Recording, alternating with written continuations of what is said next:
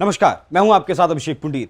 Exit polls आने शुरू हो चुके हैं और एग्जिट पोल्स के जो नतीजे हैं वो उसी तरफ इशारा कर रहे हैं जिस तरफ प्रधानमंत्री नरेंद्र मोदी ने कहा था कि अब की बार 400 पार। और तमाम सर्वे वो सी वोटर का सर्वे हो, वो चाणक्य का सर्वे हो या फिर वो आज तक का सर्वे हो, इंडिया माई एक्सेस का सर्वे हो, सभी सर्वे पूर्ण बहुमत तो बीजेपी को दिखाई रहे हैं, साथ ही 400 की तरफ भी लेकर जा रहे हैं। कोई सर्वे 370, कोई सर्वे 380, तो वहीं कोई सर्वे बीजेपी का जो गठबंधन है एनडीए उसे 400 पार सीटें दिखा रहे हैं। लेकिन इस गठबंधन में इस जो ये सर्वे आया, जो एग्जिट पोल जो आए हैं, उसमें आज हम बात करेंगे। फिलहाल हम बात करेंगे बिहार की, क्योंकि बिहार ही वो एक इकलौता ऐसा राज्य है जो चुनाव शुरू होने से पहले से और चुनाव खत्म होने तक जो है केंद्र में रहा। राजनीति की सेंटर का जो केंद्र है वो बिहार में रहा, क्योंकि नीतीश कुमार ही वो ऐसे नेता थे जिन्होंने इंडिया गठबंधन की नींव रखी थी। और बाद में जैसे जैसे चुनाव नजदीक आए वैसे वैसे नीतीश कुमार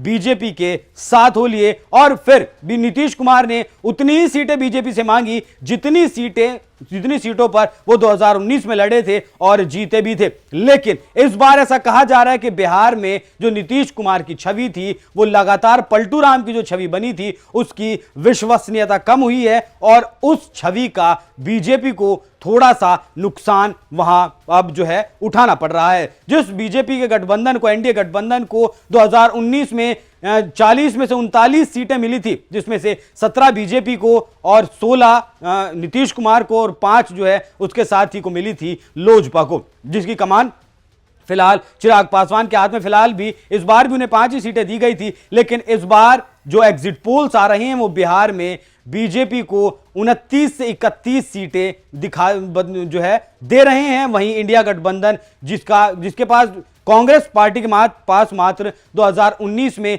1 सीट थी, इस बार इंडिया गठबंधन मतलब आरजेडी प्लस कांग्रेस मिलकर 8 सीटें तक जीत सकते हैं और बीजेपी 29 से 30 या 31 सीटों पर सिमट सकती है। तो बिहार से बीजेपी के लिए एक नुकसान वाली खबर है, क्योंकि 39 सीटें जीतने वाली एनडीए गठबंधन इस बार 29 सीटों पर सिमट सकता है। तो मतलब सीधे सीधे 10 सीटों का नुकसान उसे हो रहा है बिहार में। हालांकि ये जो नुकसान है वो कई जगह पर पूरा हो रहा है, जैसे कि अगर मैं बात करूं बंगाल की, जिस बंगाल में बीजेपी को 18 सीटें 2019 में मिली थी, उसी बंगाल में इस बार 26 से 31 सीटें मिलते हुए सर्वे में दिखाई गई हैं। उड़ीसा में भी बीजेपी की जबरदस्त सीटें आ रही हैं। तमिलनाडु, केरल, जितना भी साउथ का जिसे कहा जाता था कि दक्षिण के दुर्ग में बीजेपी की कोई सीट नहीं है या बीजेपी की सीटें कम आती हैं, वहां कर्नाटक से अलग भी बीजेपी 30 से 32 सीटें जीत सकती है। तो भरपाई तो बीजेपी ने कर ली है। उत्तर प्रदेश भी एक ऐसा राज्य है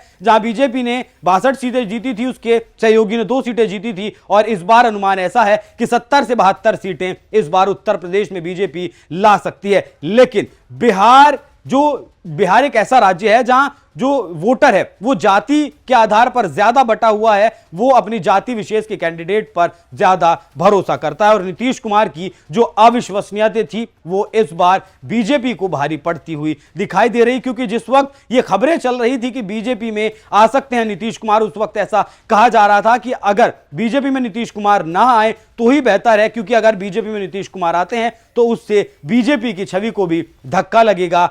हालांकि अब जो एग्जिट पोल्स आ रहे हैं वो बता रहे हैं कि बीजेपी को नुकसान तो जरूर है बिहार में, लेकिन अब देखना होगा कि ये नुकसान कितना होता है। क्योंकि कुछ एग्जिट पोल्स कह रहे हैं कि बीजेपी को बिहार में 29 सीटें मिल सकती हैं और कुछ एग्जिट पोल्स का ऐसा दावा है कि बिहार में बीजेपी को 33 से 35 सीटें मिल सकती हैं। मतलब कहीं दिखाया जा रहा है कि 10 सीटें बीजेपी गंवा सकती है, तो कहीं दिखाया जा रहा है कि जो है बीजेपी एनडीए गठबंधन वो 4 से 5 सीटें ही गंवा सकता है। तो नुकसान तो बिहार में है, इसकी भरपाई भी और राज्यों में बीजेपी करती हुई दिखाई दे रही है और 400 पार भी बीजेपी और माफ कीजिएगा 400 पार भी एनडीए गठबंधन जाता हुआ दिखाई दे रहा है। एग्जिट पोल्स की महा कवरेज, जिसमें मैं आपको एक बार फिर बता दूं कि तमाम जो एग्जिट पोल्स हैं वो बता रहे हैं कि बीजेपी 400 पार की तरफ बढ़ रही है और एनडीए 400 पार की तरफ बढ़ रही है और बीजेपी 370 जो प्रधानमंत्री मोदी ने कहा था उसको